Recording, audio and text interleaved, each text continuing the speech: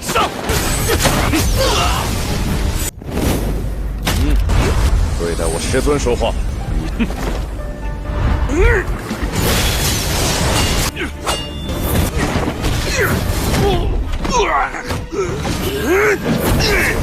真的很弱。 Kembali lagi bersama Bang Jago. Seperti biasa Mimin selalu mendoakan kalian semoga selalu dalam keadaan sehat dan dalam kondisi terbaik ya. Jadi kali ini Mimin akan menceritakan sebuah donghua seri Supreme Emperor. Dan bagi kalian yang mungkin baru gabung, Mimin saranin untuk nonton bagian sebelumnya dulu. Linknya ada di deskripsi. Tak berlama-lama langsung aja kita masuk ke isi ceritanya.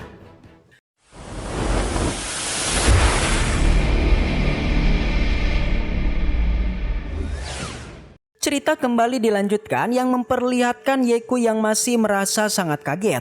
Dia yang menyadari kalau Bos Muyun bisa mengetahui tentang nama dari gurunya benar-benar sangatlah kaget dan sedikit bertanya-tanya.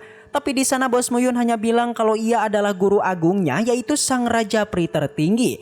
Namun jelas pria ini tak percaya begitu saja. Bahkan ia malah mengancam jika Bos Muyun berani berkata seperti tadi maka ia akan membunuhnya. Tapi lagi-lagi Bos Muyun tak gentar sama sekali. Di sana ia pun akhirnya mengatakan identitas dari pria ini yang ternyata bernama Yeku. Dari keluarga Ye, salah satu keluarga terbesar di Kekaisaran Tianyun. Namun sayangnya di masa lalu keluarga Ye ini dihancurkan oleh Gunung Xuankong dan hanya menyisakan dirinya saja. Di sanalah Yeku sangatlah dendam dengan Gunung Xuankong dan selalu mencoba untuk balas dendam. Sampai ia pun bertemu dengan seseorang yang bernama Muyun. Jelas karena ia sangatlah mengaguminya, ia pun sampai memohon untuk dijadikan muridnya. Selain itu Susiao yang pada saat itu memang bersama dengan Bos Muyun juga memutuskan untuk menjadikannya sebagai murid. Jadi bisa disimpulkan Yeku ini adalah murid dari Susiao sekaligus murid dari Muyun itu sendiri. Namun lagi-lagi Yeku masih tak percaya karena katanya guru agungnya atau Raja Peri itu sudah berada di ranah Hespenpan. Jauh berbeda dengan Bos Muyun yang hanya berada di ranah Pribulu di tingkat ke-1. Selain itu ia juga sudah hidup selama 10.000 tahun dan tak mungkin mempercayai bocah sepertinya. Tapi lagi-lagi Bos Muyun tak menyerah begitu saja. Di mana kali ini ia pun menceritakan kebiasaannya di masa lalu ketika ia masih menjadi muridnya dulu. Dari setiap pagi ia selalu merapikan tempat tidurnya sampai menyiapkan secangkir teh yang terbuat dari teratai salju. Alhasil setelah mendengar itu Yeku pun mau mempercayai dan menyebut Bos Muyun sebagai gurunya. Apalagi Bos Muyun juga menceritakan kalau dulu ketika Yeku membangkitkan tubuh roh suci, ia malah terkena sebuah parasit. Sontak Bos Muyun dan Susiao lah yang mencoba menyelamatkannya. Bahkan Bos Muyun rela menggunakan 1000 tahun kultivasinya demi membuka meridiannya agar ia menerobos ke ranah 3 putaran. Alhasil lagi-lagi Yeku pun langsung terdiam dan memberikan hormatnya kepada gurunya itu. Terlebih lagi meskipun 10.000 tahun sudah berlalu, ia masih ingat dengan semua kejadiannya. Yang pada akhirnya Bos Muyun lah yang menenangkannya dan menanyakan kenapa Yeku bisa di sini bahkan sampai 10.000 tahun. Yang ternyata semenjak meninggalkan 3.000 dunia kecil, ia selalu mencoba untuk menerobos ke ranah Pribulu tingkat 10 dan terus berlatih. Tapi guru keduanya yaitu Susiao malah mengatakan kalau api di hatinya sudah terpengaruh oleh kegelapan. Yang membuat ia pun dibawa ke tempat ini. Di mana tanpa seizin dari Susiao ia tak boleh keluar dari goanya sama sekali. Yang tanpa diduga Susiao sudah 10.000 tahun tidak kembali. Tentunya sebagai murid dia juga tak berani keluar dan tetap di sini. Sontak Bos Muyun yang mendengarnya juga cukuplah kaget dan hanya mengatakan, dalam 10.000 tahun ini dunia sudah banyak sekali berubah. Sementara untuk Yeku pun langsung menanyakan keadaan dari guru keduanya itu. Yang sudah jelas Bos Muyun hanya mengatakan kalau Susiao tak akan menghukumnya lagi karena memang Susiao sejatinya sudah meninggal. Sontak Yeku baru mengetahui kebenaran ini. Ia pun benar-benar marah besar dan menanyakan siapa yang membunuh guru keduanya. Alhasil Bos Muyun pun bilang pembunuhnya adalah Gunung Xuankong. Jelas sebagai seorang murid Yeku pun hanya berjanji jika ia tak bisa memusnahkan Gunung Xuankong. maka ia tak layak disebut sebagai manusia. Tapi sayangnya di saat itu juga Yin Jagen dan pasukannya malah tiba di goa mereka. Tentunya melihat Muyun yang ternyata bersembunyi di sini, ia pun langsung berniat mengeksekusinya. Sedangkan untuk bos Muyun, ia pun hanya mengatakan kepada Yeku kalau gurunya yang sekarang ini masih sangatlah lemah. Oleh sebab itulah ia akan menyerahkan semua musuhnya ini kepada Yeku. Yang sudah jelas Yeku tak keberatan sama sekali. 师尊，这些人 难不成你想让他们把我杀了？ Berbeda dengan Yin Jagen, ia masih merasa di atas angin dan mengatakan kalau merekalah yang akan ia bunuh dan akan ia jadikan sup juga. Tapi sayangnya sebagai murid dari Susiau sekaligus Raja Peri, Yeku benar-benar overpower, di mana tanpa bergerak sedikit pun ia sudah bisa meratakan semua pasukan musuh. Bahkan Yin Jagen juga tak sempat berbuat banyak dan harus dieksekusi dengan mudah. Sontak bos Muyun yang melihatnya, ia pun hanya tersenyum tipis.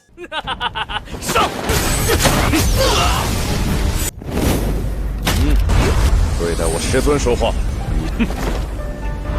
能学会好好和人说话。 Setelah membantai semua praktisi di sana, bos Muyun kemudian mengajak Yeku untuk segera pergi. 走吧。 Sebelum itu Yeku terlebih dulu membawa tungku miliknya. Bos Muyun mengatakan jika 3000 dunia kecil itu sudah mengalami perubahan tepatnya 10.000 kemudian. Baik gurunya Muyun maupun muridnya, tentu saja dialah orang yang asing. Karena mereka hidup bukanlah di zaman ini, melainkan di zaman 10.000 tahun yang lalu. Tapi meski begitu tetap saja mereka berdua harus melangkah maju dan terus berhati-hati. Itu karena hari ini bos Muyun akan mengajak Yeku keluar dari goa ini melihat dunia luar yang sudah banyak berubah. Sontak mendengar itu Yeku pun setuju dan menyerahkan semua pengaturan kehidupannya pada bos Muyun. Bos Muyun pun tertawa keras dan mengatakan di masa lalu mereka pernah membuat 3000 dunia kecil berada di genggamannya yang bahkan menjadi kekuatan terbesar di seluruh dunia. Dan saat ini bos Muyun mengatakan untuk kembali menjadikan hal itu kembali terjadi, di mana dia bersama muridnya bertekad menjadikan 3000 dunia kecil menjadi kekuatan besar yang ditakuti semua lawannya. Di sela obrolan mereka, Yeku bertanya kemanakah mereka akan pergi. Yang tentu saja karena banyak sekali yang menginginkan nyawa dari bos Muyun, maka dia pun mengatakan akan pergi ke tempat mereka yang ingin mengambil nyawanya untuk membuat hidup mereka menjadi menderita. Mari beralih ke tempat Master Shao. Terlihat di sana Master Shao tengah didatangi oleh dua kelompok yaitu Papiliun Tianlun dan Papiliun Bayangan. Kedatangan dari keduanya bukanlah hal yang baik. Hal itu bisa dilihat dari perkataan si alkemis Papiliun Tianlun yang meminta kepada Master Shao untuk menyerahkan bisnis mereka di 72 pulau. Keduanya sangatlah tidak rela jika bisnis mereka diambil semuanya oleh Papiliun Tianbao. Tapi jelas Master Shao menolaknya dan mengatakan jika Jin Buyi ini sangatlah tidak tahu malu. Di mana setelah mereka kalah dalam sebuah kompetisi, keduanya malah melakukan tindakan seperti ini untuk mengusir Papiliun Tianbao.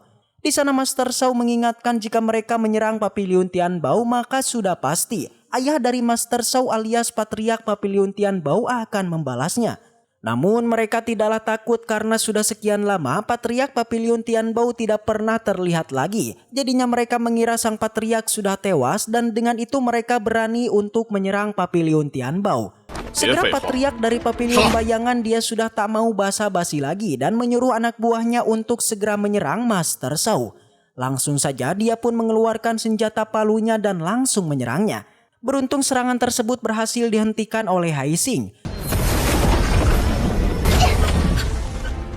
Meski begitu, tetap saja serangan tersebut membuat dia terluka dan membuat Master Shao pun segera mengobatinya. Di sana praktisi Papiliun Bayangan terus saja meremehkan Master Shao dan Papiliun Tianbao-nya. Menurutnya di dunia ini kekuatanlah yang akan dihormati. Jadinya jika Papiliun Tianbao tidak memiliki kekuatan maka mereka harus cabut dari 72 pulaunya. Begitupun dengan Jin Buyi. Pada saat ini dia menanyakan keberadaan bos Muyun yang kali ini tidak bersama Master Shao. Dia menanyakan kenapa bos Muyun tidak membantunya. Jelas saja Master Shao yang mendengar ini dia merasa sangat khawatir dengan kehidupan Muyun yang tidak tahu dia masih hidup ataukah tidak. Karena di pertemuan sebelumnya bos Muyun tengah bertarung dengan Yin Jagen. Tapi ketika Jin Buyi terus mengocer, tiba-tiba terdengar suara Muyun yang membuat semua orang pun kaget bukan kepalang ya. 说得好啊。 Di sana, Master Shao yang mengetahui kalau Bos Muyun masih hidup, tentu dia pun merasa senang. Karena akhirnya sang pelindung yang ia banggakan akhirnya sudah kembali. Kedatangannya langsung saja sedikit menyinggung Jin Buyi dan juga Papiliun Bayangan. Sontak Jin Buyi tidak percaya kalau Muyun masihlah hidup. Dia menanyakan di manakah keberadaan dari Yeonjung sekarang. Dari ekspresinya ini, tentu Bos Muyun langsung menyadari jika yang telah menyerangnya di tempo lalu itu merupakan ulah dari mereka berdua. Dan dia pun menjawab kalau orang yang menyerangnya itu sudah dia habisi. Jelas saja, mendengar hal itu orang-orang Papiliun Bayangan pun tentu saja tidak akan melepaskan bos kita karena sudah membantai rekan mereka. Di sana, sebelum pertarungan berlangsung, Bos Muyun meminta Master Shao untuk segera beristirahat karena mulai saat ini dialah yang akan meladeni mereka semua. Langsung saja Muyun memperlihatkan kekuatannya yang sudah meningkat. Semua orang yang melihatnya merasa sangat terkejut. Begitupun dengan Master Shao yang masih belum percaya dengan kecepatan kultivasi Muyun yang luar biasa. Meski begitu, para musuh tidaklah takut dan langsung menyerangnya. Awalnya Master Shao sangat panik karena dia mengira Bos Muyun tidak mampu untuk melawan mereka semua. Tapi ini adalah Raja Peri tertinggi, jadinya dengan satu hentakan semua orang pun langsung terpental. Belum menyerah sampai di situ, salah satu dari mereka lagi-lagi kembali menyerang bos kita. Yang pada akhirnya kekuatan Bos Muyun ini terlalu kuat, jadinya ia pun mampu menahannya dan membalikannya.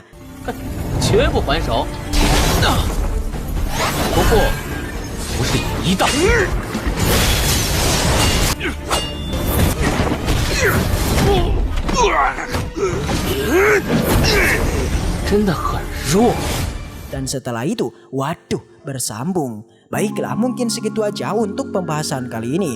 Dan semoga kita selalu diberikan kesehatan untuk mengawal donghua ini. Dan sampai jumpa di video selanjutnya.